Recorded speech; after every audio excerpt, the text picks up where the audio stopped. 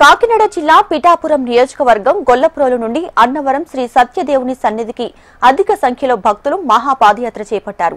లోక కళ్యాణార్థం సకల మానవాళికి శుభం జరగాలనే సంకల్పంతో పాదయాత్ర నిర్వహించారు. భక్తులకు ప్రత్యేక దర్శనం చేయించి తిరిగి గొల్లప్రోలు చేరేందుకు అన్నవరం బస్టాండ్ వద్ద నుండి వాహనాలను ఏర్పాటు చేశారు. ఈ కార్యక్రమంలో మహాపాదయాత్ర కమిటీ సభ్యులతో పాటు పలువురు జనసేన శ్రేణులు అధిక సంఖ్యలో పాల్గొన్నారు.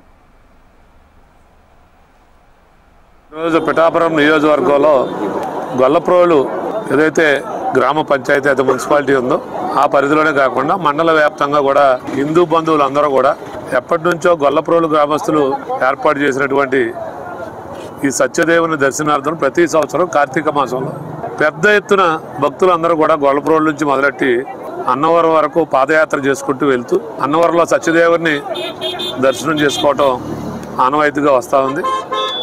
ఈరోజు ఈ కార్యక్రమంలో పెద్ద ఎత్తున భక్తులందరూ పాల్గొనటం, దానికి చేబ్రోలు గ్రామ శివారులో సత్తమ్మ తల్లి ఆలయం వద్ద భక్తులందరూ దర్శనం చేసుకుని వెళ్ళటం జరుగుతూ ఉంది. ఈ కార్యక్రమానికి మాజీ శాసనసభ్యులు పెండుం దొరబాబు గారు వారందరికీ కూడా అల్పాహార విందు ఏర్పాటు చేయటం జరిగింది. ఈ అల్పాహార విందు ఇప్పుడే భక్తులందరూ చేస్తూ ఉన్నారు.